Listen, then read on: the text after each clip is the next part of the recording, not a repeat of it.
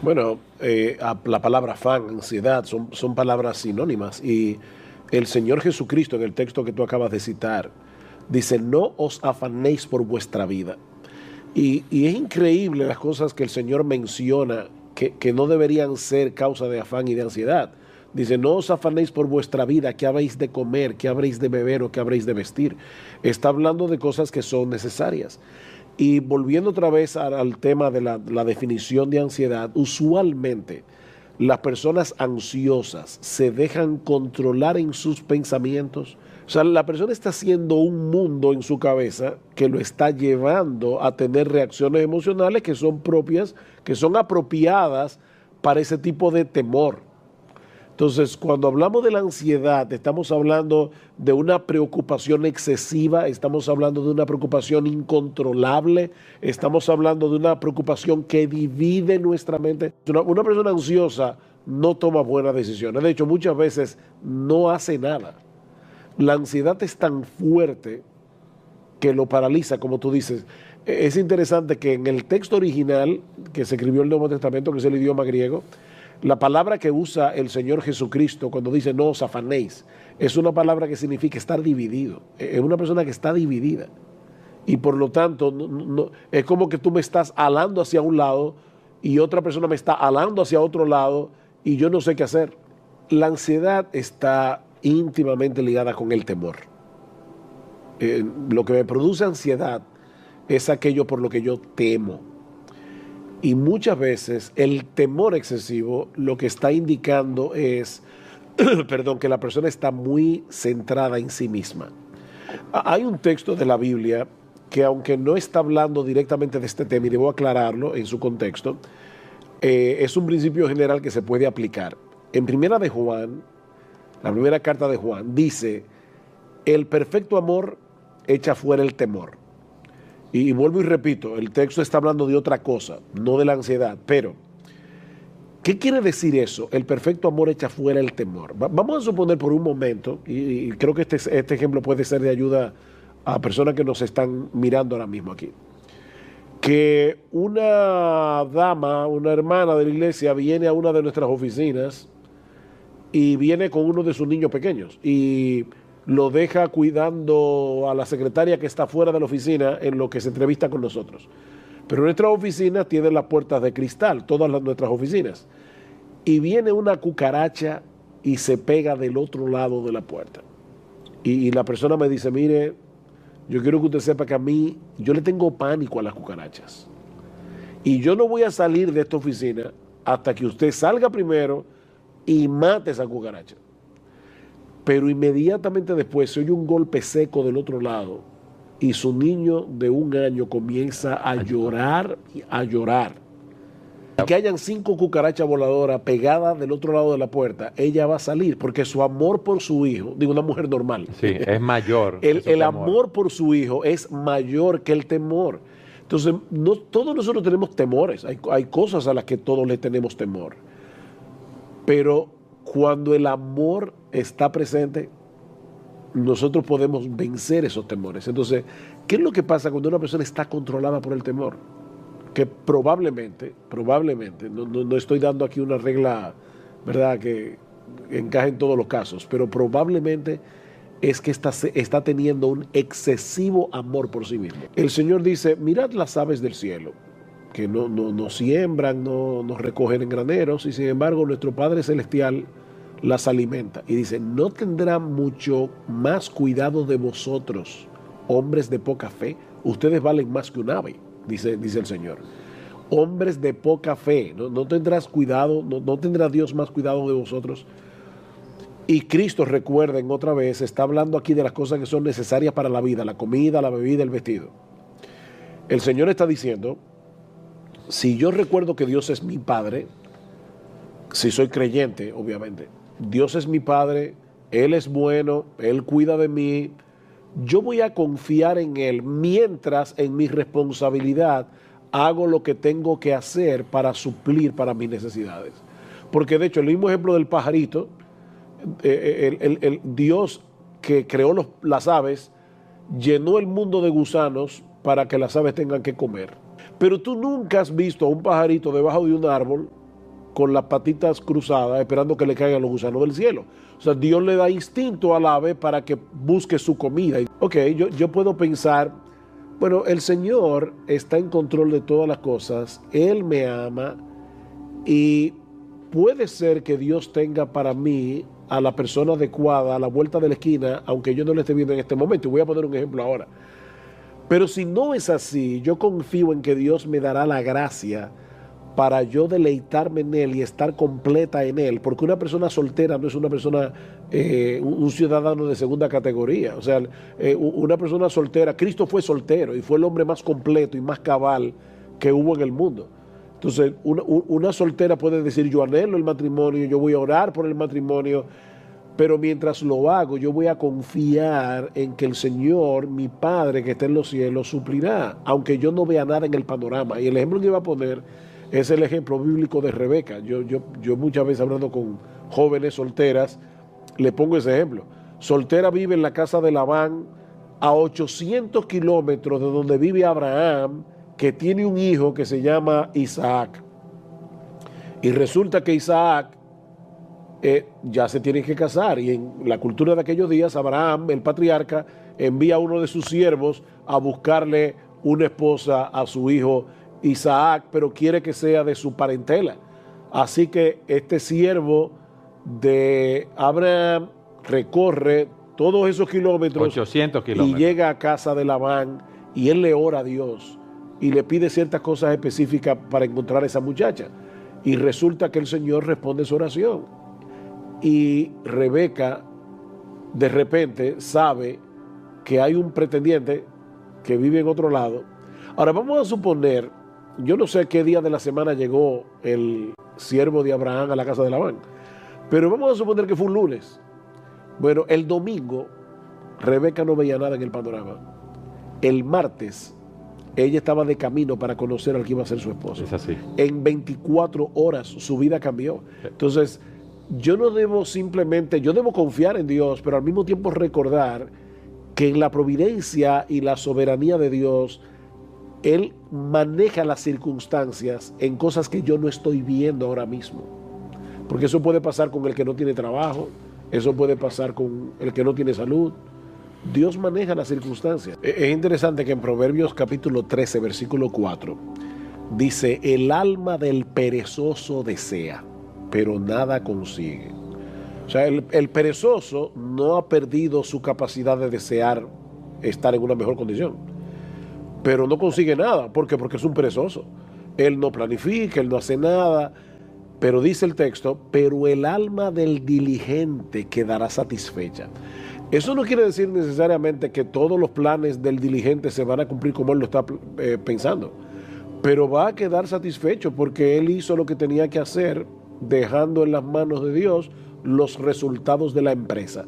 Es lo que dice el texto de Santiago 4 que citaba Salvador ahora, que Santiago dice, vamos ahora aquellos que decís, vamos a ir a tal ciudad en el día de mañana y ganaremos, y en un año ya yo voy a tener tanto.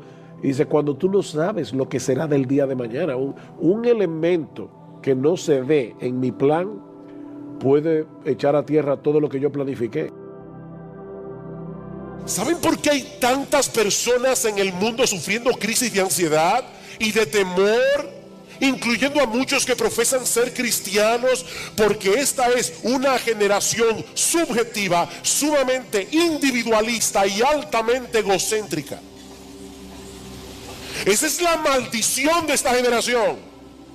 Y cuando una persona está demasiado centrada en sí misma, pendiente de sus propios sentimientos y emociones, el temor y la ansiedad serán un resultado inevitable. Lo triste, mis hermanos, es que en muchas iglesias, probablemente sin quererlo, se está llevando a los cristianos a estar demasiado enfocados en ellos mismos. Honestamente me dio pena, como pastor se lo digo, me dio pena que muchos de ustedes se perdieran la conferencia de la adoración. Nosotros necesitamos aprender a adorar a Dios, Porque la tendencia de nuestro corazón es adorarnos a nosotros mismos. Y las iglesias, vuelvo y repito, sin quererlo, muchas veces están motivando a los cristianos a vivir centrados en ellos mismos. Desde los temas que se predican hasta los himnos que se cantan, casi todo gira en torno al hombre y su experiencia, en vez de girar en torno a Dios y su gloria. Decía Martin Lloyd-Jones, y eso hace unas décadas atrás, ya Lloyd-Jones murió en el 81, sí, estamos en el 2014, 2015. Decía Martin Lloyd-Jones que la mayor carencia en nuestra adoración y en la práctica de la fe cristiana es la falta de un sentimiento de asombro, un sentimiento de adoración y de alabanza. Estamos demasiado absortos en nuestro estado de ánimo, dice Lloyd-Jones, y por los beneficios que el evangelio puede reportarnos a corto plazo, en vez de preocuparnos más por entender mejor la esencia de ese evangelio y al Dios con el cual hemos sido reconciliados a través de la obra de Cristo. En palabras más sencillas, lo que estoy diciendo, mis hermanos, es que el cómo me hace sentir esto ha venido a ser mucho más importante a quién es ese Dios al cual yo adoro y en el cual confío. ¿Y saben lo que eso produce a la larga? Más egocentrismo, más subjetividad y más personas con problemas emocionales. Miren, mis hermanos y amigos que están aquí en esta mañana, nuestro ego es un eje demasiado débil para hacer girar toda nuestra vida en torno a él. ¿Oíste eso? Nuestro ego, nuestro yo, es un eje demasiado débil para que nuestra vida entera gire en torno a él. ¿Cuál es la solución? Escuchen una vez más lo que dice el doctor Martin Lloyd-Jones. En última instancia, la verdadera cura, y él era médico, de paso, doctor en medicina, y pastor, y teólogo. Dice el doctor Martin Lloyd-Jones, en última instancia, la verdadera cura para la mayor parte de nuestros males subjetivos es sentirnos tan extasiados ante la hermosura y la gloria de Cristo, que no nos quede tiempo para pensar en lo más mínimo en nosotros mismos. Esa es la cura. Piensen por un momento en la visión que tuvo Isaías en el capítulo 6. Yo sé que Bill Brandenstein habló de ese pasaje el domingo pasado. Dice que en el año que murió el rey Usías, Isaías vio al Señor, una visión, sentado sobre un trono alto y sublime. Sus faldas llenaban el templo. Por encima de él había serafines. Y oía a Brandenstein decir el domingo pasado, no eran ángeles chovi como los que aparecen en las pinturas renacentistas. Esos angelitos gorditos, no, estos ángeles no eran chovi, eran terribles. Era la contemplación de algo como para que una gente se cayera muerto ahí. Serafines. Cada uno tenía 6 alas, con 2 cubrían su rostro, con 2 cubrían sus pies, con 2 volaban, y el uno al otro daba voces diciendo, santo, santo, santo, Jehová de los ejércitos. Y otro grupo de serafines les respondía, toda la tierra está llena de su gloria. Y los quiciales de las puertas se estremecieron con la voz del que clamaba, la casa se llenó de humo.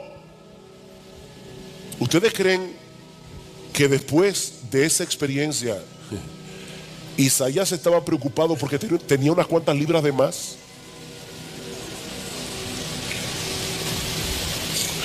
¿O porque llegó al templo el sábado y un hermano le pasó por al lado y no lo saludó? Mis hermanos, cuando un hombre adquiere la perspectiva de Dios que tuvo Isaías, las cosas triviales desaparecen. Nosotros somos una generación que vive absorta en cosas que son estúpidas y que son triviales y que no valen la pena.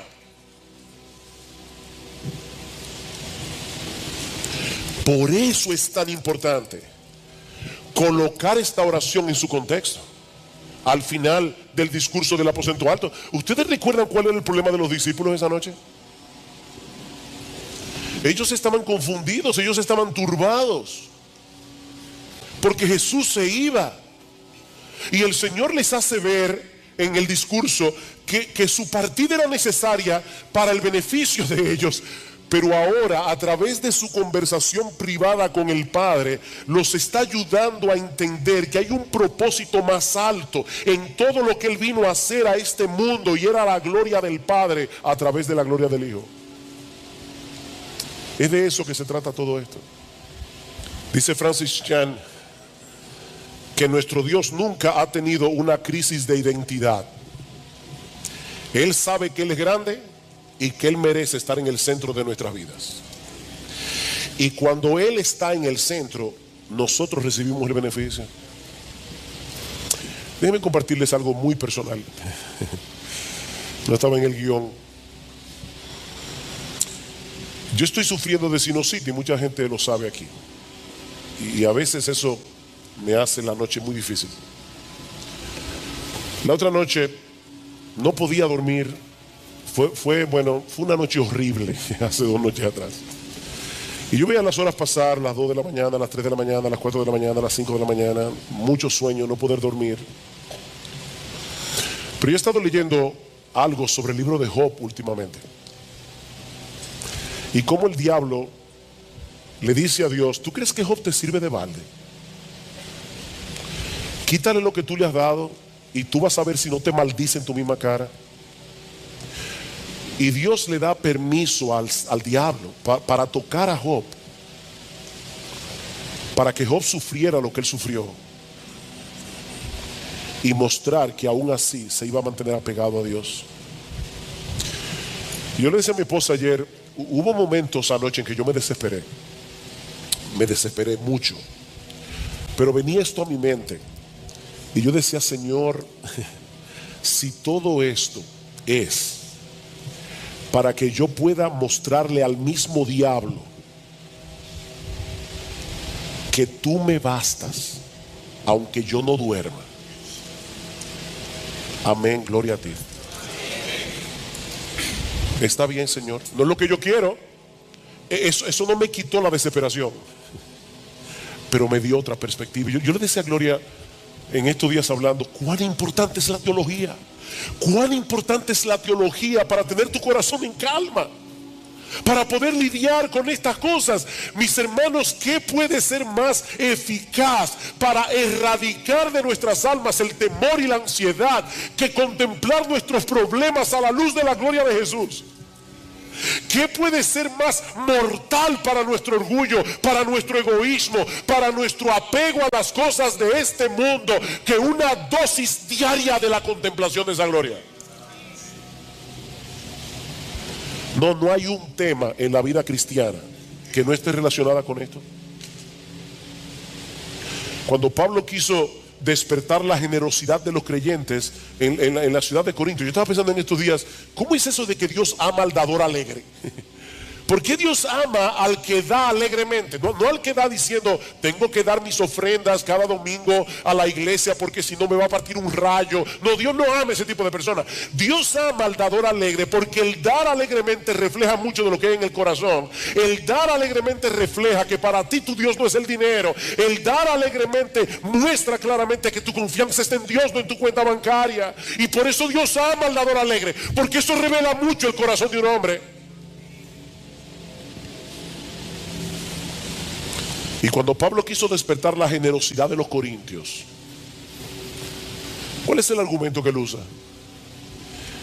Ya conocéis la gracia de nuestro Señor Jesucristo, que por amor a vosotros se hizo pobre siendo rico,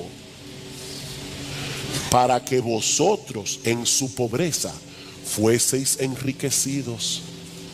Padre, glorifícame tú al lado tuyo con aquella gloria que tuve contigo antes que el mundo fuese.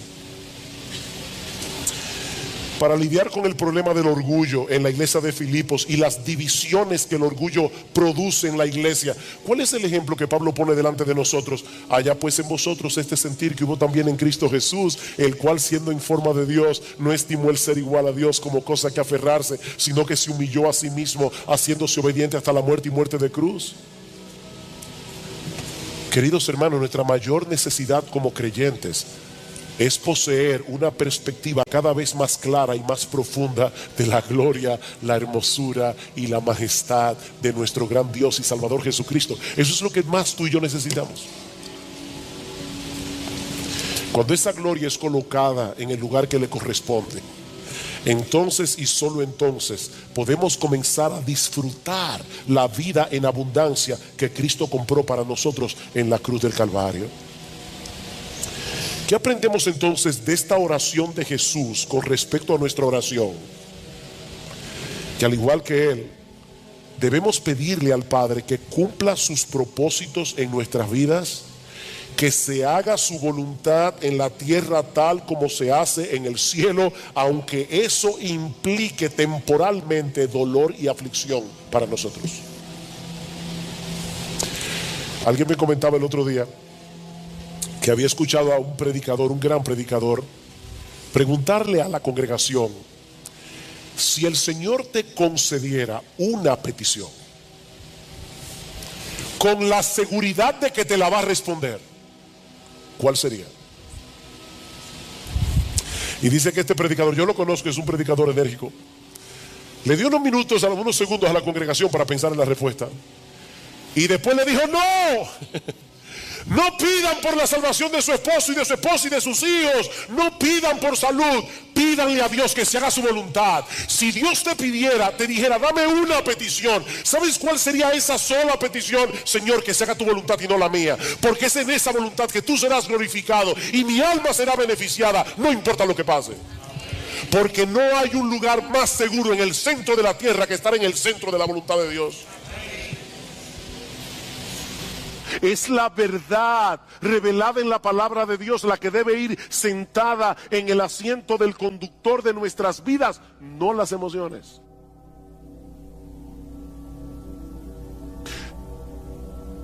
Imagínate que tú pecas contra Dios en cualquier cosa y tú sabes que pecaste.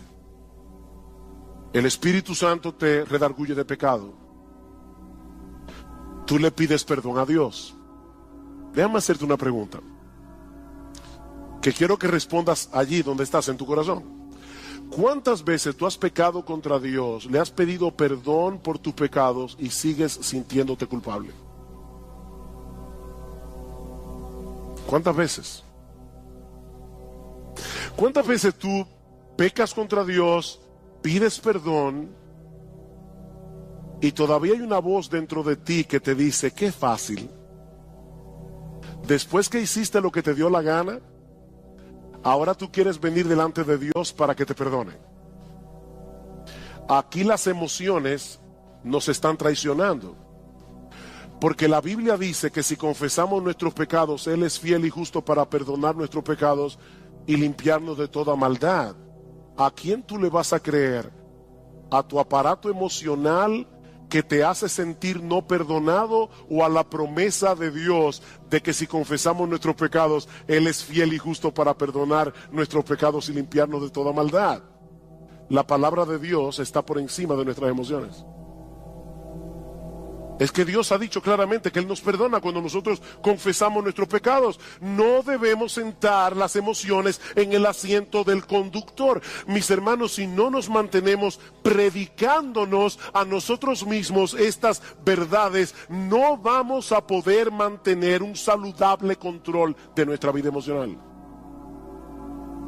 Salmo 103, versículo 2. Estaba leyendo este salmo ayer. Bendice, alma mía, a Jehová, y bendiga todo mi ser su santo nombre. Bendice, alma mía, a Jehová, y no olvides ninguno de sus beneficios. Él es quien perdona todas tus iniquidades. Él es el que sana todas tus dolencias. Él es el que perdona todas tus iniquidades. Pero lamentablemente muchos creyentes olvidan este aspecto fundamental de la vida cristiana. Como dice Sinclair Ferguson, nuestro problema es que pensamos con nuestros sentimientos, no con la cabeza. Nosotros pensamos con el corazón, pensamos con los sentimientos. Déjenme poner otro ejemplo. ¿Qué debe hacer un creyente que no siente gozo en Dios? ¿Alguna vez has venido a la iglesia y estás cantando y tú tienes el corazón como un témpano de hielo? ¿Eso nunca te ha pasado? Te felicito. A mí me ha pasado. ¿Y saben qué es hablando en buen dominicano, lo que da más cuerda cuando uno está así? Tener un hermano al lado que está encendido en fuego. Uno está aquí tratando de alabar a Dios, pero uno sabe que está con el corazón como un témpano de hielo. Y el hermano que está aquí al lado, él está en el cielo. ¿Qué debe hacer un creyente en esa situación? Él debe, una de las cosas que él no debe hacer, es fingir una emoción que él no tiene. No hagas eso es mentira. Pero una de las cosas que tú debes hacer es recordarte a ti mismo que Dios sigue siendo nuestro gozo y aceptarlo por fe. Aunque en ese momento no estés sintiendo nada, Dios sigue siendo nuestro gozo y yo debo aceptarlo por fe. Tu gozo no va a retornar pensando en el gozo o deseando el gozo, sino enfocándote en las verdades acerca de Dios reveladas en su palabra. Es mirando a Dios, no al gozo. No persigas al gozo, persigue a Dios. ¿Cómo yo persigo a Dios? Enfocando mi mente en lo que Él me ha dicho que Él es en su palabra. Y yo voy a comenzar a recordar atributo tras atributo tras atributo de lo que Dios revela de sí mismo en su palabra hasta que mi corazón comience a arder otra vez. Y puede ser que eso no pase inmediatamente. Eso puede tomar horas, eso puede tomar días. Pero nosotros vamos a estar luchando con el ángel hasta que Él nos bendiga. ¿Te sientes temeroso porque tú no tienes el control de muchas cosas que pueden ser una amenaza eventual en tu vida? Recuerda que nuestro Dios es grande y todopoderoso. Todas las cosas que existen fueron creadas por Él y Él está en control de todas y cada una de ellas. Dice en Mateo capítulo 10 versículo 29 al 31 que no se cae un pajarito del cielo sin que la voluntad de Dios así lo permita.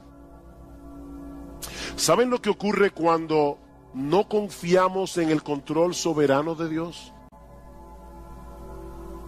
Que entonces nosotros trataremos de asumir ese control en una forma pecaminosa, ya sea tratando de dominar por la fuerza a los demás o de manipularlos. La manipulación no es más que un intento de tomarle a Dios el control. Yo quiero controlar a las personas a mi alrededor. Otro ejemplo. ¿Te has dado cuenta que muchos de los pecados que nosotros cometemos tienen que ver con nuestro afán de obtener la aprobación de otros o por temor a que otros te rechacen? ¿Tú te has dado cuenta de ese movimiento de tu corazón? La Biblia le llama eso temor a los hombres. Y en Proverbios capítulo 29, versículo 25, dice que el temor a los hombres es como un lazo que nos esclaviza. Ese es un problema muy común que se manifiesta de muchas maneras. Por ejemplo, susceptibilidad a la presión de grupo, necesitar que las personas me den algo, cariño, respeto, admiración, preocupación por nuestra autoestima, llenarte de compromisos porque no sabes decir que no. Eso es temor a los hombres. pequeñas mentiras para lucir bien delante de los otros, compararte con otras personas, sentir temor de compartir el evangelio. Eso es temor a los hombres. ¿Cómo podemos lidiar adecuadamente con el temor a los hombres? Bueno, la psicología humanista nos aconseja aumentar nuestra autoestima, y lamentablemente muchos creyentes han caído en esa trampa. Pero eso no resuelve el problema, sino que lo complica. Porque en realidad la baja autoestima no es otra cosa que una elevada autoestima disfrazada. ¿Tú oíste eso? La baja autoestima es una elevada autoestima disfrazada. Déjeme explicar eso, porque sé que veo la cara de algunos mirándome así como con una cara de signo de interrogación. Una persona puede ser muy tímida, le da temor abrir la boca, y algunos dicen es que el pobre tiene una baja autoestima. No. La razón por la que él o ella es tímido es porque se estima tanto que él tiene miedo de abrir la boca y confirmar ante los demás que es un tonto.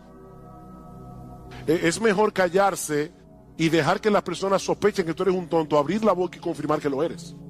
Entonces la razón por la que mucha gente es tímida es porque no quiere descubrirse delante de los demás, porque se estima demasiado a sí misma. Si no se estimara tanto, no tuviera temor de los demás.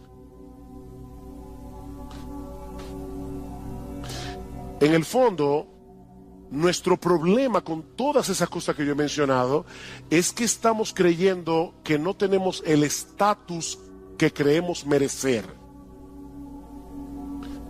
Alguien dice: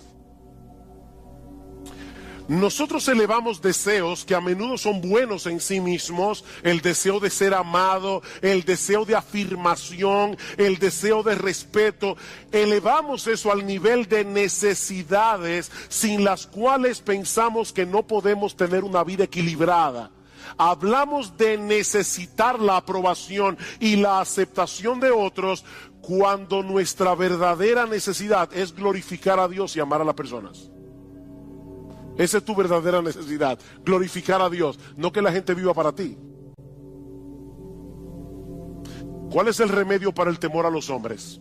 El temor a Dios.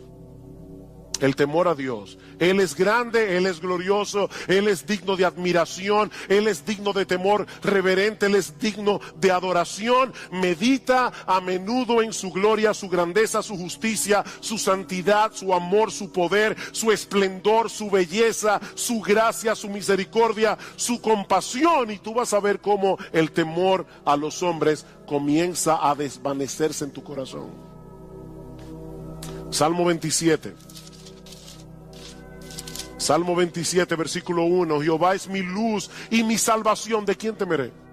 Jehová es mi luz y mi salvación, ¿de quién temeré? Jehová es la fortaleza de mi vida, ¿de quién he de atemorizarme? Cuando se juntaron contra mí los malignos, mis angustiadores y mis enemigos para comer mis carnes, ellos cayeron y tropezaron. Aunque un ejército acampe contra mí, no temerá mi corazón. Aunque contra mí se levante guerra, yo estaré confiado. ¿Por qué? Porque Jehová es mi luz y mi salvación.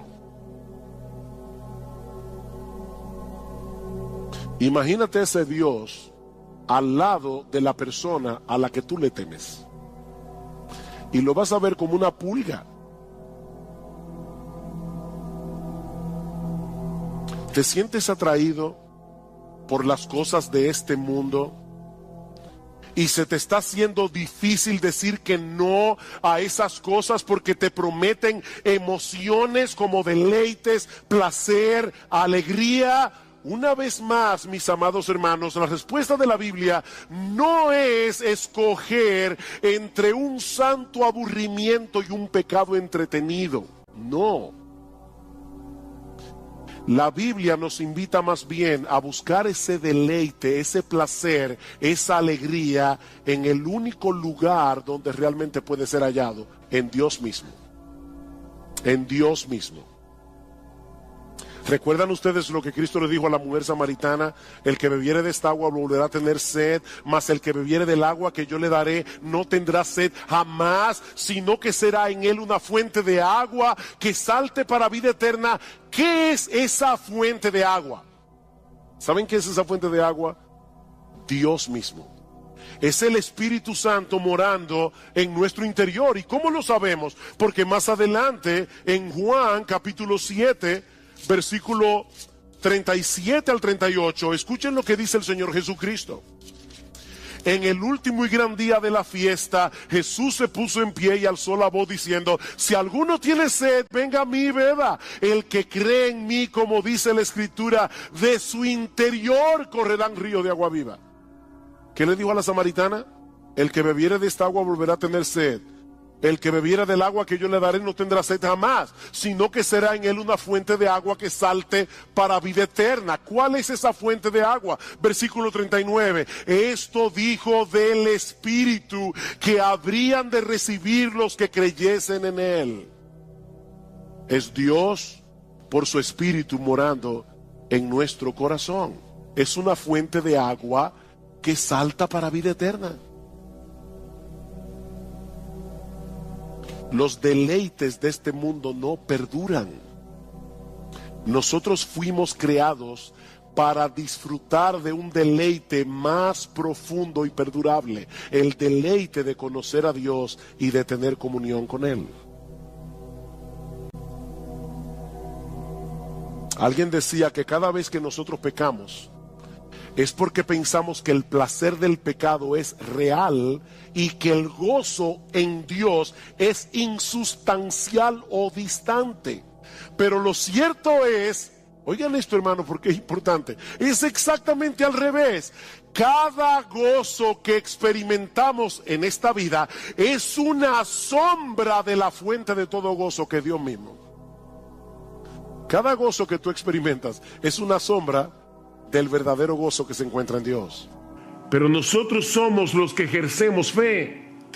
Es por eso que Pablo nos exhorta en Efesios capítulo 6 a tomar el escudo de la fe con el cual podamos apagar los dardos de fuego del maligno. Somos tú y yo que tomamos la armadura. La armadura es de Dios, pero somos tú y yo que usamos la armadura. Y eso es precisamente lo que aprendemos de este pasaje. Esta historia tan conocida y narrada en una forma tan sencilla en el Evangelio de Mateo contiene algunas enseñanzas muy profundas acerca del ejercicio de la fe en medio de las pruebas. Y yo no quiero concentrarme en todos los elementos de la historia, sino solamente en eso. La fe en medio de las pruebas. Tanto Marcos como Lucas nos dicen que el Señor deseaba cruzar al otro lado del mar de Galilea. El Señor había estado llevando a cabo un ministerio muy intenso, un ministerio muy agotador, y el otro lado del mar era más tranquilo porque era más despoblado. Mis hermanos, nunca debemos olvidar que Jesús era verdadero Dios, pero que también era verdadero hombre. El Señor estaba cansado, estaba agotado. El mar de Galilea es un lago de agua dulce, relativamente pequeño, así que se puede atravesar de un lado a otro en un tiempo relativamente breve. De hecho, hace unos años tuve la oportunidad de estar en el mar de Galilea y uno puede ver fácilmente todos los contornos del mar estando allí. Así que el mar se puede cruzar rápidamente, a no ser por las características climáticas y geográficas del mar de Galilea que pueden desatar tormentas repentinas. Resulta que la superficie del mar de Galilea es la más baja del mundo para un lago de agua dulce. De manera que cuando las corrientes de aire frío descienden de las colinas que rodean del lago y chocan con el aire caliente de la superficie, se pueden provocar tormentas repentinas, que son un verdadero desafío, aún para marineros experimentados, como era el caso de los apóstoles. Y eso fue precisamente lo que ocurrió esa noche. Vean otra vez versículo 23. Cuando entró Jesús en la barca, sus discípulos le siguieron y de pronto se desató una gran tormenta en el mar, de modo que las olas cubrían la barca, pero Jesús estaba dormido. Marcos nos dice en su evangelio que se desató una mega tormenta, un mega huracán, dice el texto literalmente, que en asuntos de minutos puso a la barca al borde del naufragio. Las olas eran tan altas y golpeaban con tal violencia que el bote se zarandeaba de un lugar a otro. Yo no sé si ustedes alguna vez han visto esos, lo que nosotros llamamos muñequitos, en otros países le llaman cartones animados, donde de repente el agua se convierte como en un puño y comienza a golpear la barca. Bueno, lo que los discípulos estaban experimentando esa noche era un puño de agua golpeando la barca una y otra vez. Los discípulos sabían que ellos estaban en un serio problema. Humanamente hablando, era una situación desesperada, era una situación sumamente peligrosa. Y seguramente muchos de ustedes se han sentido así alguna vez. O puede ser incluso que estén atravesando por una situación similar en este mismo momento. Nadie está exento de las dificultades que surgen viviendo en un mundo caído.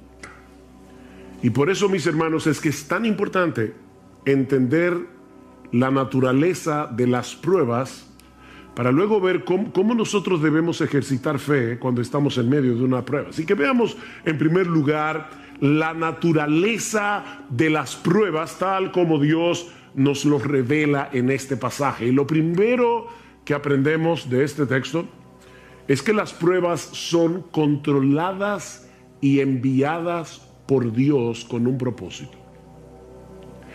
Las pruebas son controladas y enviadas por Dios con un propósito. Ya les decía que no era nada extraño que en este mar se formaran tormentas repentinas, pero mis hermanos, Dios es soberano. Él lo controla todo, incluyendo los fenómenos de la naturaleza. Él puede impedir que cosas como estas sucedan, pero ¿saben qué? Muchas veces Dios decide no impedirlo. Dios decide no impedirlo. Yo sé que fue un error de un obrero que estaba impermeabilizando nuestro techo este jueves en la tarde, pero mis hermanos, ese error de un obrero estaba en las manos del Señor. El hecho de que esa noche cayera un aguacero, nosotros lo escuchábamos fuera de la habitación y decíamos, está cayendo el cielo. Hacía muchos días, meses, que nosotros no veíamos un aguacero así. Bueno, ¿pudo haber impedido Dios que lloviera de esa manera precisamente cuando el techo tenía un problema? Por supuesto que sí. Por otro lado, también es cierto que Jesús estaba cansado. Mis hermanos, Jesús no estaba simulando que estaba dormido. En su naturaleza humana, Él no pudo resistir el cansancio tan grande que tenía. Para los discípulos, era como de repente ver a Superman envuelto en kriptonita. O sea, el Señor está ahí completamente agotado. Era tal el agotamiento de Jesús que ni el ruido de las olas ni el movimiento de la barca pudieron despertarlo. Él estaba completamente exhausto.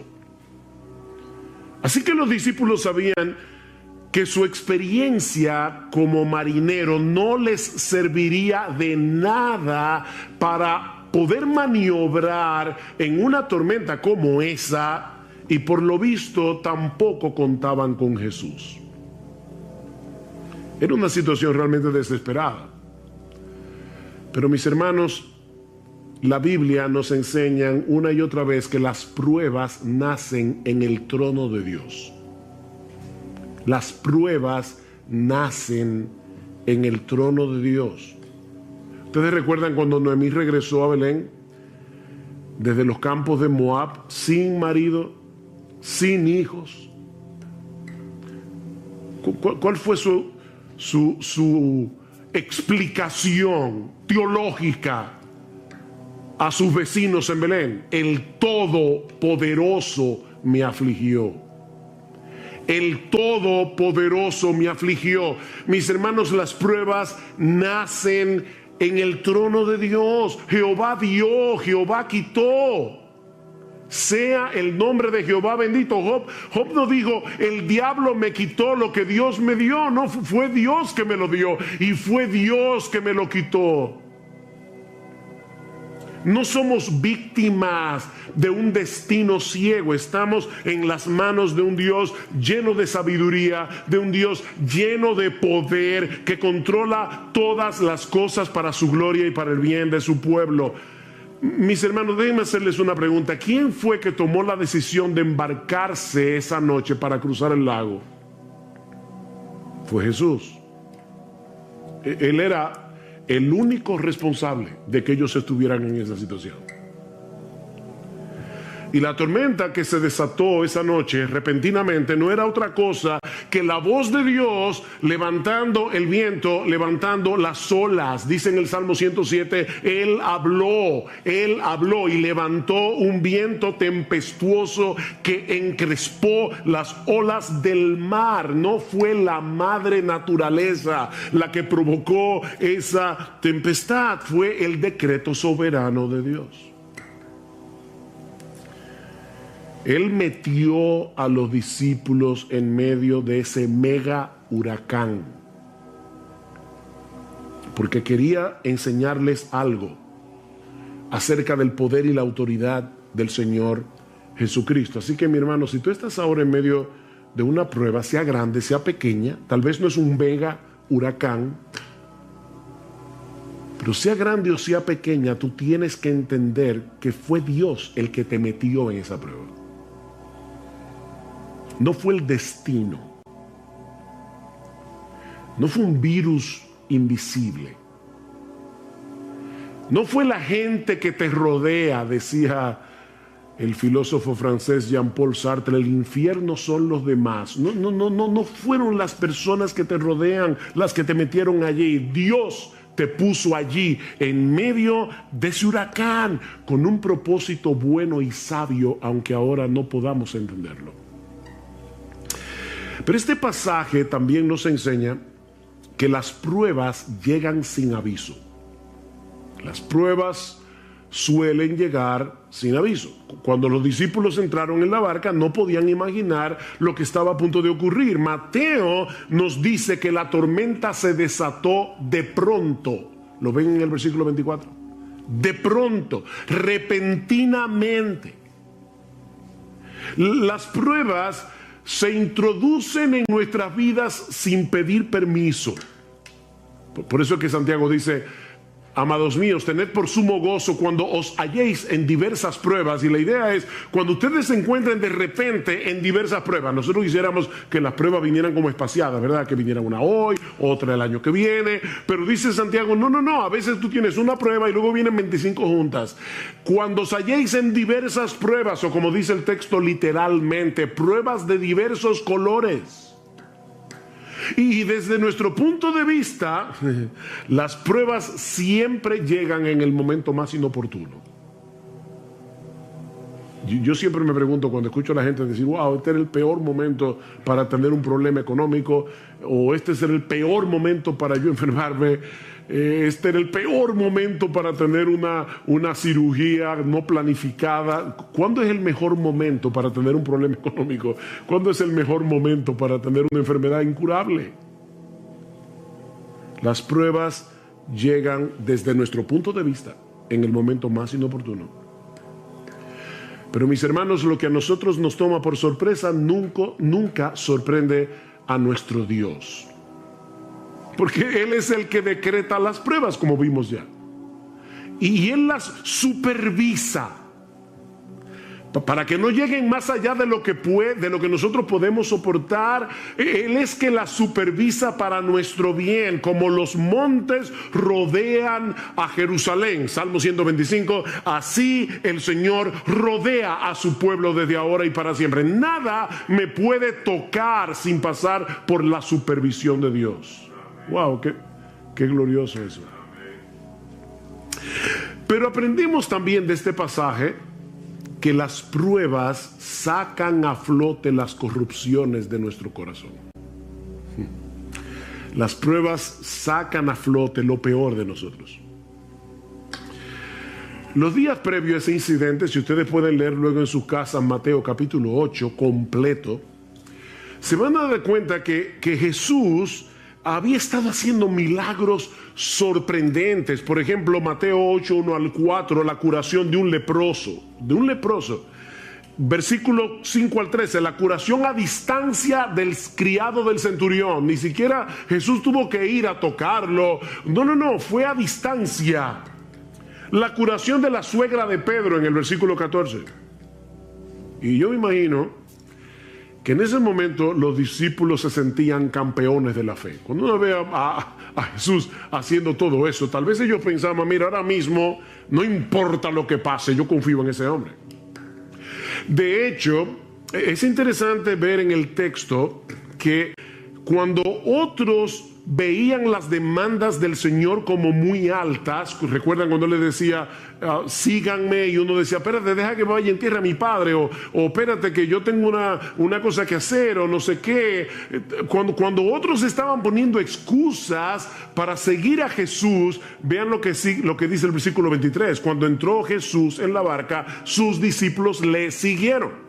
Mientras otros veían difícil seguir a Jesús y ponían excusas para seguir a Jesús, los discípulos no.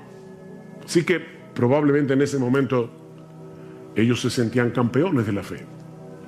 Pero ¿qué tan fuerte era esa fe? No había manera de saberlo si no era en medio de la prueba. Abraham no sabía qué tan fuerte y sólida y vigorosa era su fe hasta que Dios le pidió que sacrificara a Isaac. Ezequías fue un buen rey de Israel. Enfermó, le oró a Dios que lo sanara, Dios lo sanó. Y probablemente en ese momento se sentía fuerte en su fe. Llegaron unos embajadores de Babilonia y el orgullo de Ezequías salió a flote inmediatamente. Mis hermanos, es en medio de las pruebas que conocemos el estado real de nuestro corazón. Nuestra fe será probada por el fuego, dice en 1 de Pedro capítulo 1, versículo 7. Tiene que ser probada por el fuego. ¿Qué hace el fuego? El fuego licúa el oro, y al licuarse, como es un metal pesado, eso hace que la basura salga a flote, y entonces el orfebre comienza a purificar el oro. Pero tiene que ser por medio del fuego. Yo estoy seguro que a nadie le gustaría ir a una joyería, comprar una prenda pensando que es de oro y después resulta que era de hojalata. El oro tiene que ser probado y se prueba con fuego. No solo para ver su genuinidad, sino también para librarlo de impurezas. El oro tiene que ser probado por fuego, y nuestra fe también. Nuestra fe también tiene que ser probada. Y cuando somos probados, es que podemos ver una verdadera radiografía de lo que hay en nuestro corazón. Pero aprendemos también de este relato que las pruebas son un antídoto contra nuestro sentido de autosuficiencia.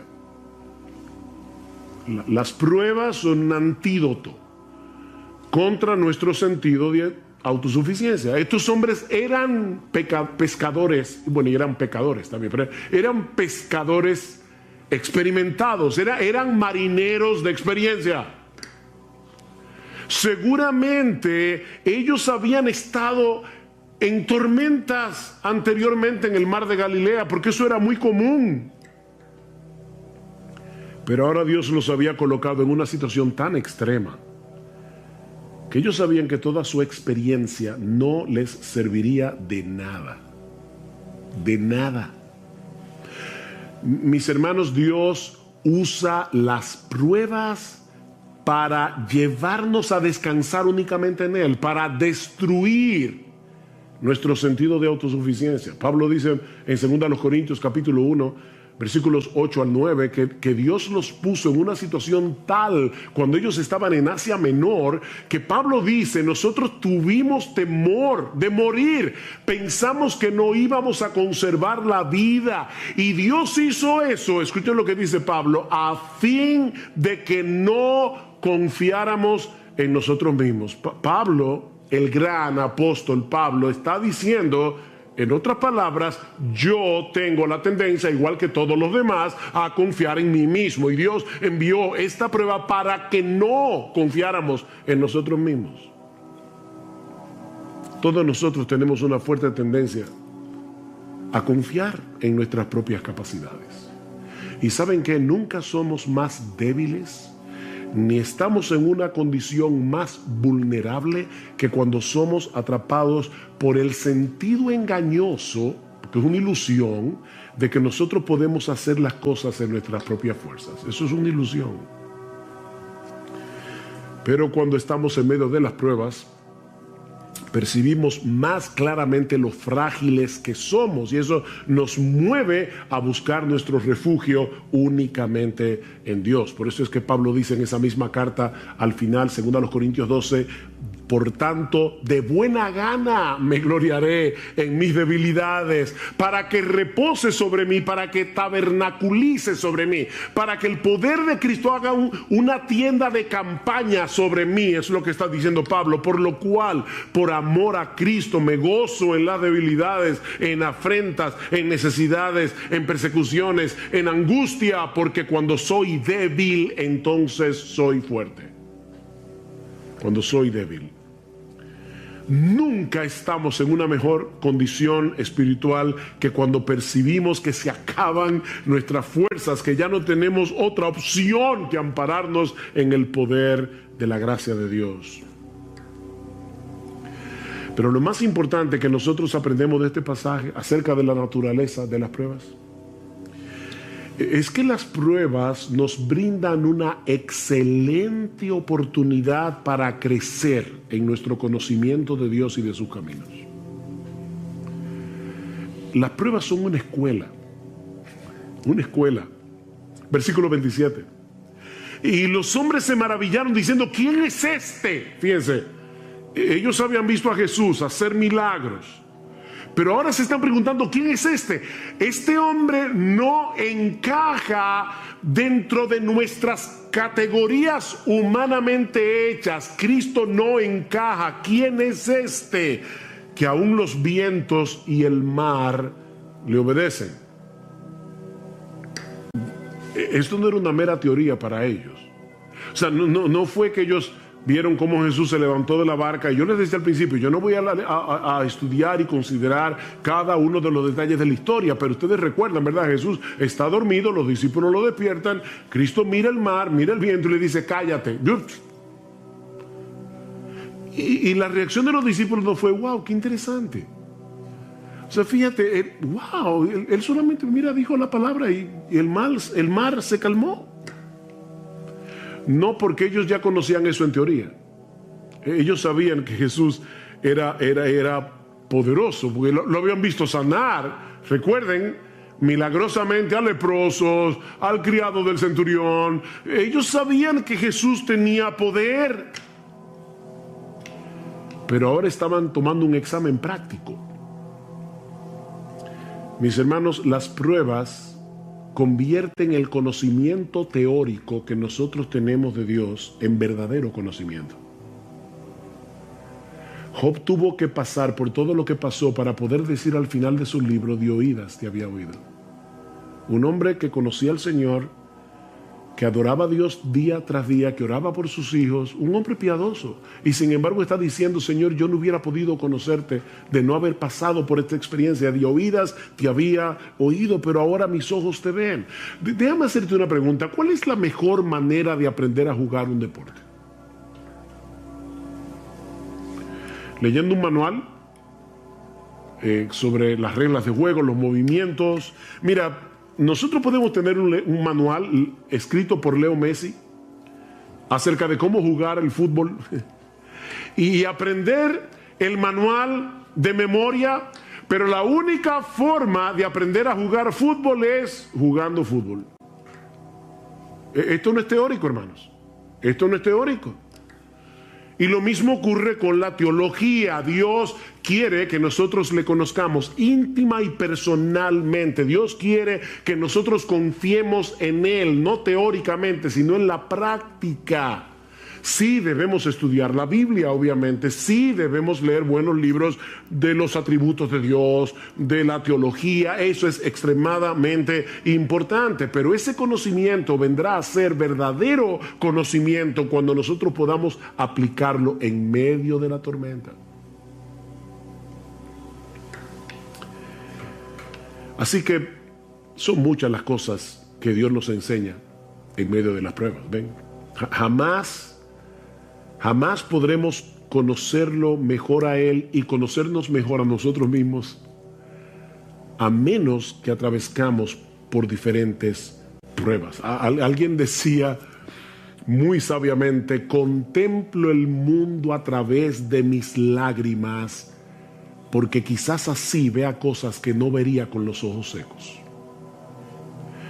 Contemplo el mundo a través de mis lágrimas, porque quizás así voy a ver cosas que yo no vería con los ojos secos. Hay cosas que no se ven con los ojos secos, se ven llorando.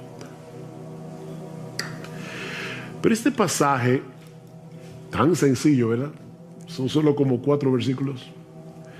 También nos enseña algunas cosas acerca del ejercicio de la fe en medio de las pruebas. ¿Sí? Ya vimos lo que el pasaje nos enseña acerca de la naturaleza de las pruebas, pero veamos ahora lo que nos enseña este pasaje acerca del ejercicio de la fe en medio de las pruebas.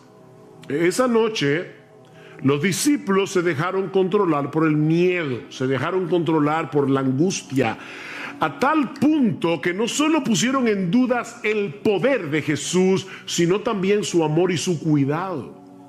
Vean otra vez el versículo 25, y llevándose a él le despertaron diciendo: Señor, sálvanos, que perecemos. El Evangelio de Marcos dice: Maestro, ¿no tienes cuidado que perecemos? Y no es que hay un error entre Marcos y Mateo, es que los discípulos comenzaron todos a hablar a la vez, y unos dijeron una cosa, otros dijeron otra. Pero el punto es que ellos estaban tan llenos de miedo que perdieron de vista lo que implica tener a Jesús en la barca. Ellos perdieron eso de vista. Y algunos pudieran pensar: bueno, pastor, pero óyame, no era para menos. No, Cristo tenía una evaluación muy diferente. ¿Por qué estáis amedrentados, hombres de poca fe? Hay al menos 2 cosas que nosotros aprendemos de esa respuesta de Jesús a los discípulos. La primera es que la fe rehúsa dejarse dominar por el miedo. La fe rehúsa dejarse dominar por el miedo. La pregunta del Señor puede parecer un tanto extraña en medio de una situación tan extrema, ¿verdad? ¿Por qué tenéis miedo? ¿Cómo que por qué? Pero es que tú no estás viendo el espectáculo. ¿Cómo que por qué tenemos miedo? Nosotros, ¿verdad?, nos identificamos con los discípulos porque de haber estado allí probablemente habríamos experimentado lo mismo. Sin embargo, la pregunta de Jesús implica una reprensión. ¿Por qué reaccionan con miedo? Ahora, déjenme aclarar algo para no crearles un problema de conciencia innecesario. Eso no quiere decir que los cristianos no tenemos derecho a luchar con el miedo. sobre todo cuando estamos en una situación de peligro potencial. No. El miedo, el temor es algo que Dios ha puesto en nosotros para llevarnos a la protección, a protegernos, a no ser locos y arrojarnos a una situación que pueda hacernos daño. Lo que no tenemos derecho, los cristianos, es a dejarnos controlar por el miedo.